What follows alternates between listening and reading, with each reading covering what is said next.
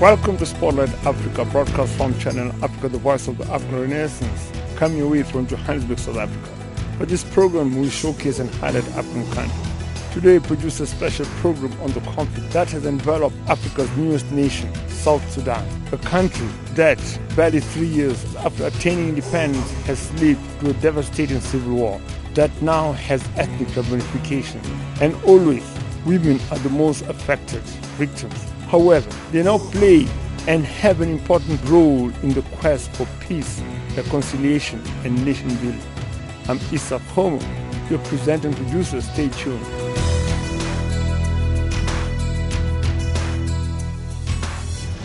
Southern Sudan became independent on the 10th July 2011, becoming the Republic of South Sudan. The independence follows a referendum carried out in South Sudan to determine the people's choice on the future of the region.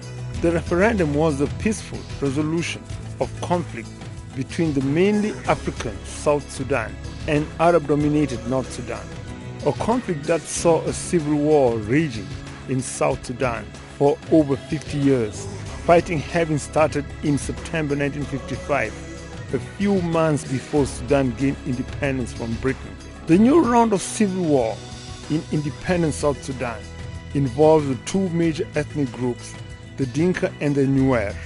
The fighting is unique as it involves past allies, and also it depicts serious cleavage within the ruling party, the former liberation movement, Sudan People's Liberation Movement, SPLM. Elizabeth Lacey hails from South Africa.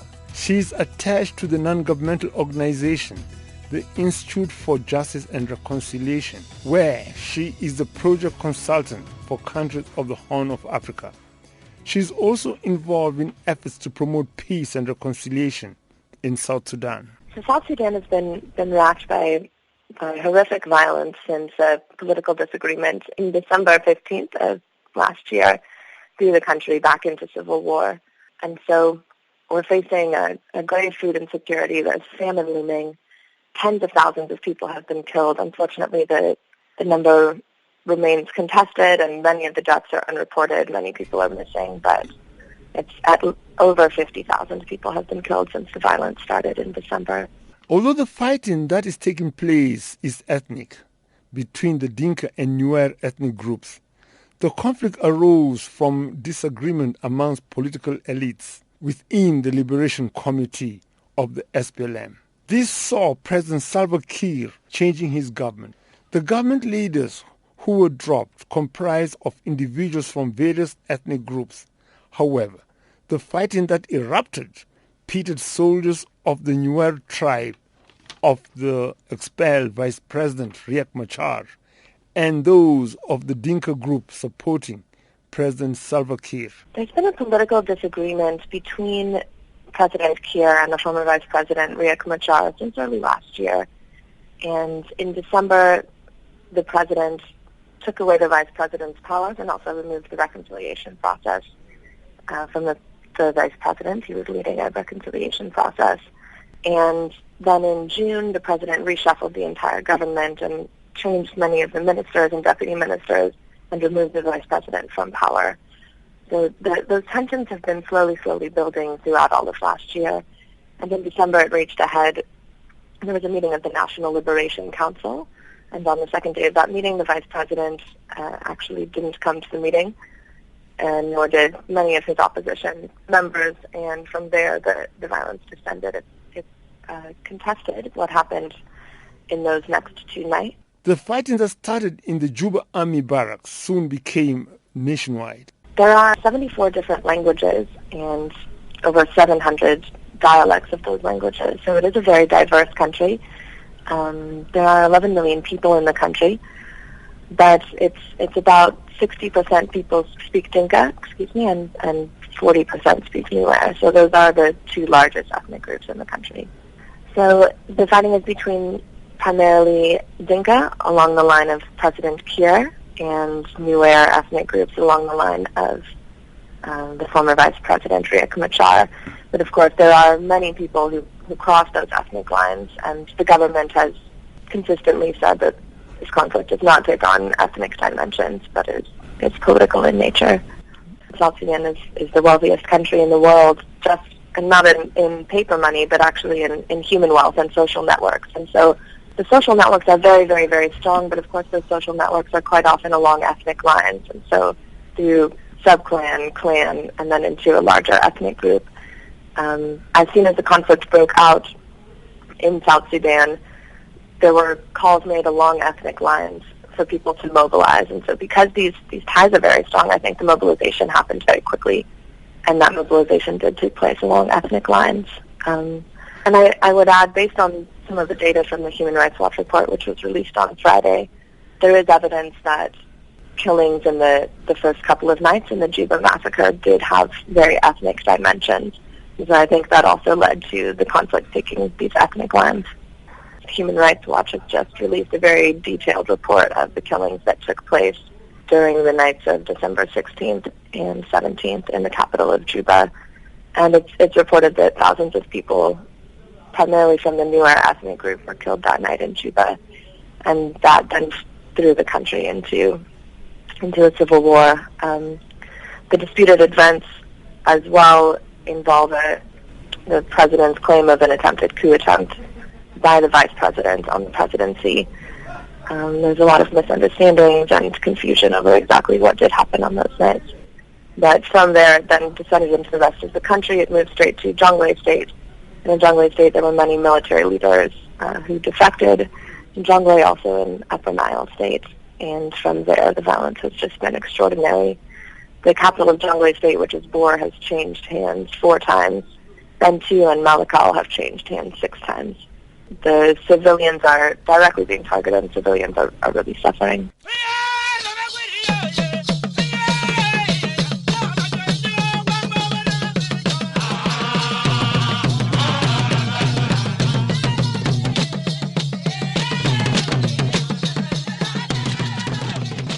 This is not the first time that fighting and massacres involving the 2 ethnic groups has taken place. It first took place in 1991. In 1991, there was a big split in the Sudan People's Liberation Movement, and Riek Machar's faction moved away from at that time, John Garang's faction. Through the end of 1991, there were a series of attacks in Bor town in Jonglei State, which again has seen a lot of the violence now. Extraordinary massacres. One of the massacres, 2,000 people were killed, and there are reports that about 250,000 people may have died from the food insecurity that was a result of that. Riek Machar's faction then aligned with various other armed groups and was fighting on the side of the then government, which was the Sudanese government, against the SPLM, who were at that point considered rebels, fighting against the Sudanese government. And Riek Machar at that point did sign an agreement with Khartoum. It was called the Khartoum Agreement. That was in 1997. And the agreement that he signed allowed for a vote within 5 years for self-determination, which did not take place, but was one of the conditions that the subsequent Comprehensive Peace Agreement did integrate. At the base of all these conflicts is elite competition for political power and resource control. But also there is involved traditional inter-ethnic rivalry. I think it's very important to look at the different motivations of each of the different players within the conflict. And at a higher level, it is definitely competition for resources. And many of the battles have taken place in areas that are oil producing or that are purported to have a lot of oil, which haven't yet been explored. That, of course, is most likely not the motivation of the young guys who are actually fighting on the ground. And for them, quite often, the motivation is either revenge, because there is no formal justice system in many of these areas, and so they do take justice into their own hands through revenging, or they're fighting for cows, which is what South Sudanese people consider wealth. And so I think if you look at all of the different layers, the young guys on the ground aren't necessarily fighting for oil, nor are they aware that a lot of these battles are controlled by oil. But when you go to the higher levels, the politicians, also those who are supplying weapons to both sides, then of course the resources are a major factor. There are oil reserves or oil fields that are currently producing oil in some of the opposition-controlled areas currently, and there are still some major oil fields that have yet to be unexplored but are reported to contain a lot of oil that are in Jonglei State, throughout Jonglei State. And Jonglei State is a very diverse state with 6 different languages, 11 counties. And so throughout Jonglei State, there are different ethnic groups. On the southern side, it's more Dinka. And then as you go a bit north, you have the Low and the Jikani Nuer. Further to the conflict that is fueled by ethnic elite competition for power, the eastern and central south part of South Sudan falls in a region whose inhabitants are traditionally a martial and warrior people. The ethnic groups of this region, which cover the Blue Nile Basin in the west, stretching to the Eastern Rift Valley in the east, and also stretching from southern Kordofan to the north, to the south, bordered by the western Lake Victoria Basin, the Serengeti Plains, and the Lake Eyasi Basin areas of Tanzania, where you find the Kuria, Maasai, and Datoga groups of tribes. All tribes found within this area are martially structured through the age-set social system, each age set representing a regiment which in its existence will seek fame through protection of the tribe, undertaking raiding of neighboring tribes and traditional enemies. This in bid of revenge of raids perpetrated against the tribe, raiding for cattle, the most precious possession, and lastly, raiding for the acquisition of female captives who are permanently kept as wives. Cattle raiding, and as such, ethnic fighting, is further enhanced by the custom of having high bride prices. As such, the common age group becomes raiding parties, raiding traditional enemy tribes for cattle, by which they will pay the bride price. The traditional raids, however, have become lethal, this resulting from the proliferation of small arms, these being the outcome of civil wars in southern Sudan and neighboring Ethiopia. Women have now become a major target of raiding. This basically stems from the high and exorbitant bride prices, ranging from a minimum of 50 cattle to as high as 200 cattle. The bride price in South Sudan is one of the highest in the world. And so here in South Africa, where bride price may be 6 or 7 cows, in South Sudan, the minimum amount of cows for a marriage is 56, 57 cows. That's the minimum. And a traditional wedding, a normal wedding, will be 150 cows. I've heard in the cities some marriages cost 250 cattle upwards. It's upwards of $70,000 to have a marriage. And then men do quite often take multiple wives as well. And so, of course, then to be able to have enough cows to get married, the only way to get cows, how does one get cows? They don't have money, is they raid. Cattle raiding is a huge factor. And in fact, in the 1991 Boer massacre, was Nuer White Army who joined the SPLA to participate in that massacre were primarily motivated by acquisition of cattle. And that's why they had gone into the Dinka area, was to capture large amounts of cattle. And in fact, Jonglei State has seen extraordinary violence since the Comprehensive Peace Agreement was signed in 2005. And it's primarily cattle raiding. But because of the huge influx of small arms and light weapons, there are 3 million weapons in the hands of civilians at this point in South Sudan. There have been various disarmament campaigns, many of them violent in nature. There's been 6 disarmament campaigns in Jonglei alone since the Comprehensive Peace Agreement was signed in 2005. And sadly, quite often, one ethnic group will be disarmed before another ethnic group. And so then the cattle raids do continue from the one to the other. At that point, then, the youth who are the cattle camp youth feel a need to protect their cattle, and so then they will take up arms. And so it's led to proliferation of arms. These cattle raids that used to take place with, from time immemorial with spears and more traditional weapons are now being conducted with AK-47s, with RPGs. I've even heard reports of an attack helicopter being used in a cattle raid in the last few years. And so, unfortunately, when these cattle raids do take place, the raiders will go into a village to gather as many cattle as they can. But recently, they've become very violent in nature, and women and children elderly are targeted, and women and children are taken in large numbers, and hundreds of women have been reported to be abducted In 2009, over 900 women were reported abducted. In 2012, about 1,200 women and children were reported abducted. Because the bride price is so high, these young women who are abducted can then be traded through forced marriage for cows.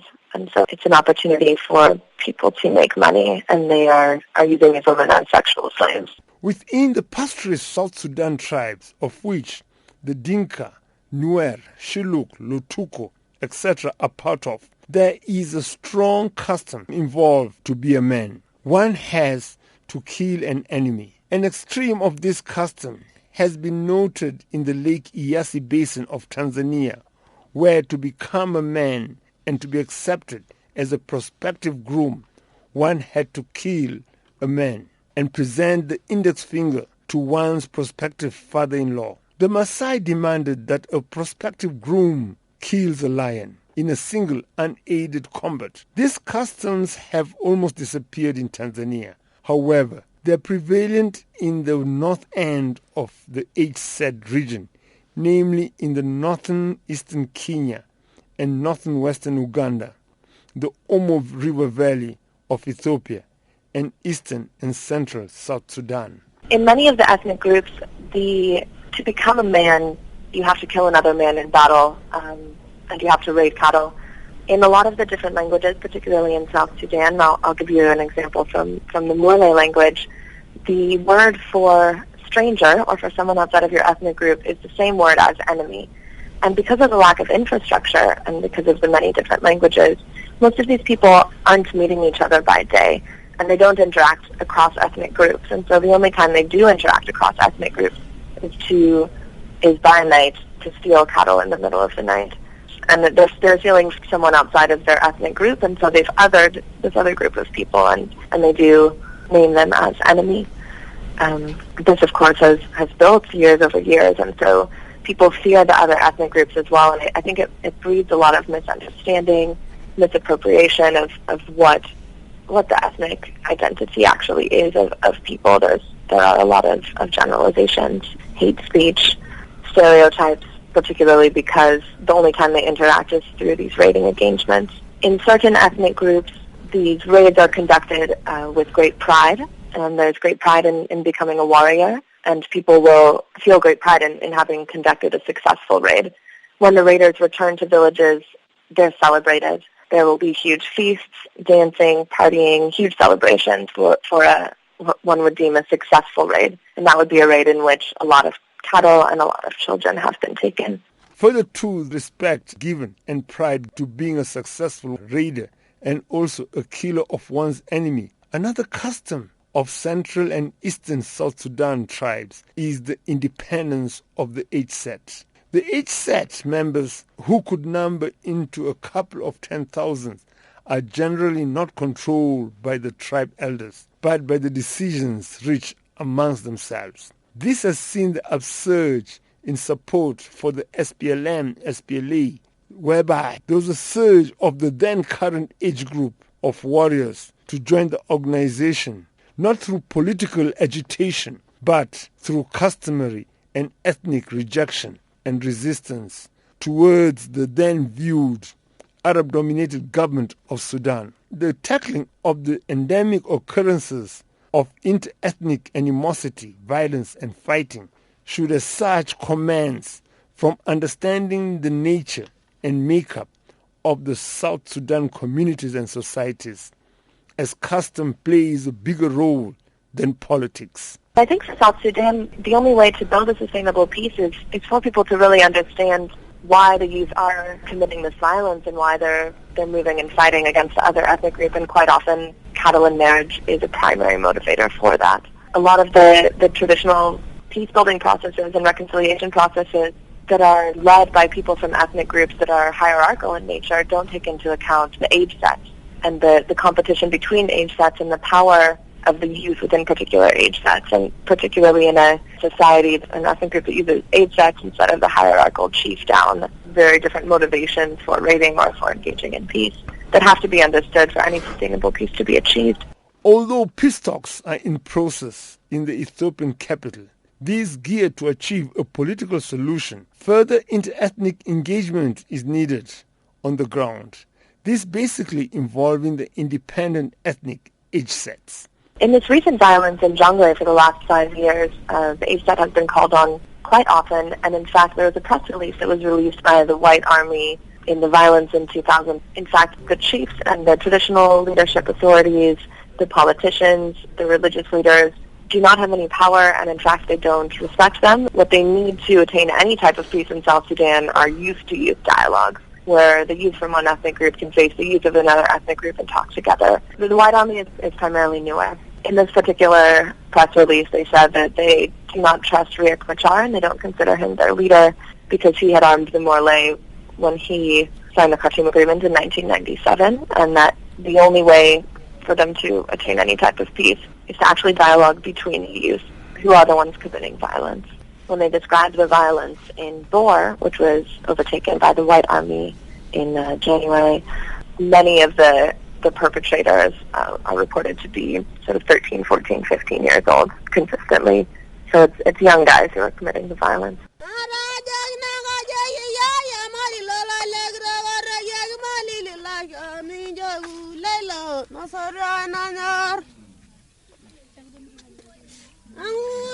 The group that is most affected by violence and fighting is the women.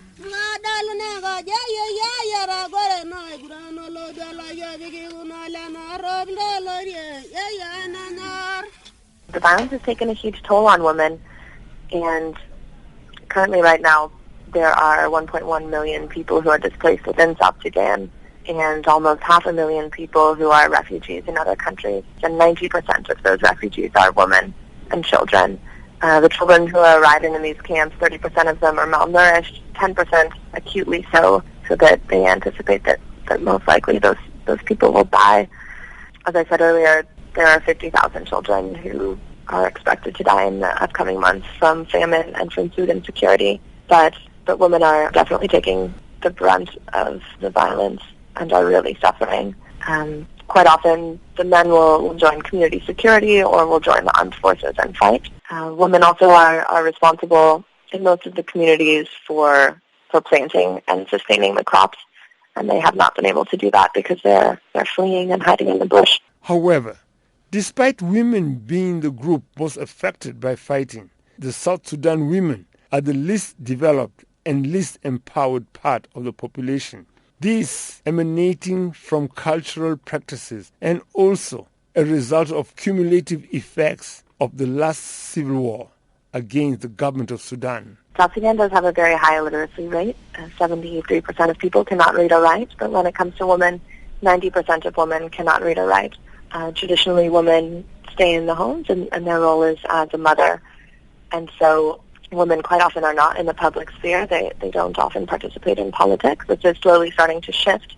There's a quota of 25%, which has just been discussed to be raised to 35% within most of the government structures in the SPLM. But whereas in many of the other civil wars that we've seen across Africa, there's a huge contingency of female fighters. This was not the case in South Sudan.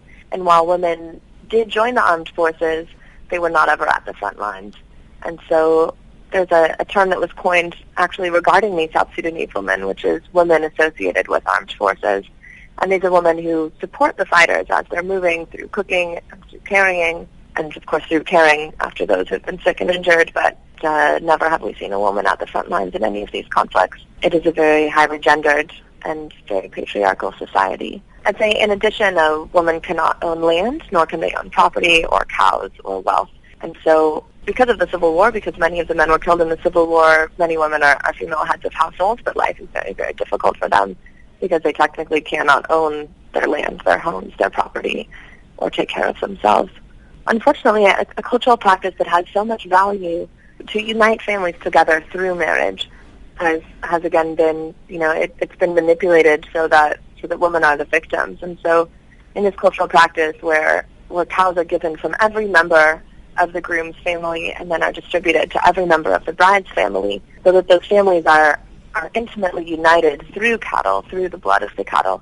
Because that exchange has happened, if a woman is a victim of domestic violence or sexual or gender-based violence from her family, from her husband, there is no recourse because those cows have been distributed to the other families. So there's a huge percentage of women who are victims of domestic violence, and the violence is quite severe. Within languages, there's often a lot of confusion between marriage and ownership. And so quite often men will say that they own their wife. That wife basically has the political and economic rights of a child. And so she doesn't have a lot of recourse. In fact, if you look at the abductions of women that have taken place in Jonglei State over the last 5 years, even in cases, and there are multiple cases, where the abductor was known, there has been no justice served. Not a single perpetrator has been taken to court for abducting women or children. And quite often the abuses of women are then negotiated over by men, and so the women don't get to have any agency in the decisions that are made or to have any voice. And again, there's a lot of confusion between what is marriage and what is sexual slavery. And so once a woman has been abducted, quite often within her society, she will have been, in essence, married to the abductor, even though she's now living a life as a sexual slave to that abductor. And so perhaps some cows will be exchanged if that abductor is named or called, but often she's considered married instead of a victim of sexual slavery as we would define it. However, despite the bleak and dire picture that has emerged, work has been embarked upon to initiate a peace and reconciliation process on the ground. At the Institute for Justice and Reconciliation, we work with many of the different local community-based organizations and then also some of the national structures to support reconciliation in the country. And we're very happy with a lot of the reconciliation initiatives that are taking place.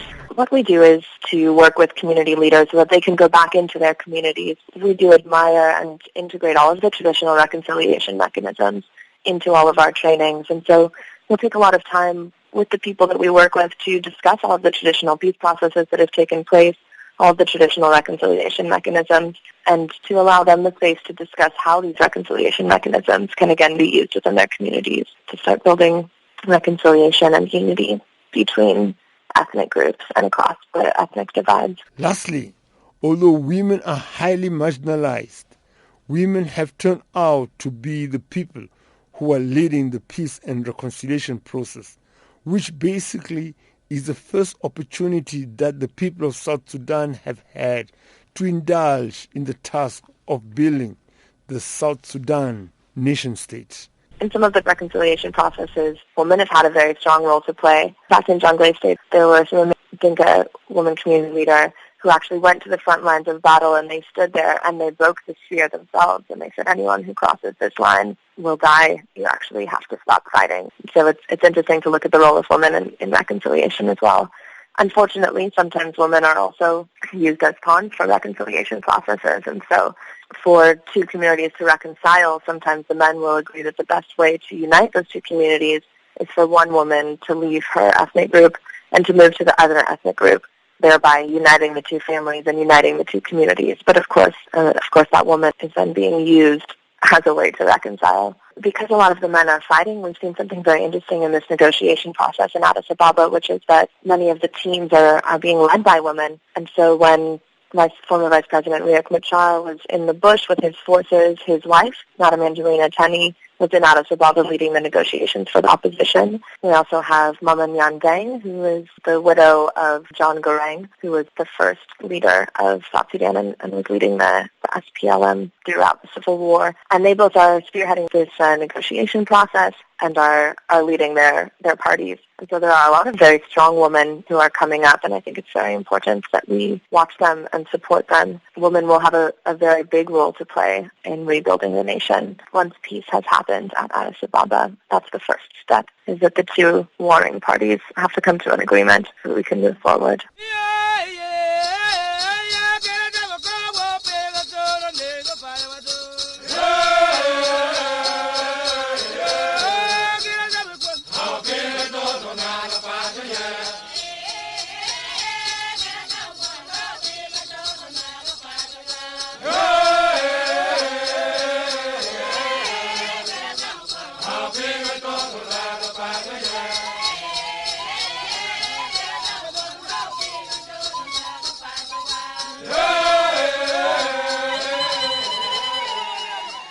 We have come to the end of this program, and today we had Elizabeth Lacey, a consultant for the Institute for Justice and Reconciliation, and she informed of the dire situation that has arisen in South Sudan and efforts that are in place to attain peace and reconciliation. And on behalf of the team, I'm Issa Khomo, your presenter and producer, bidding you goodbye.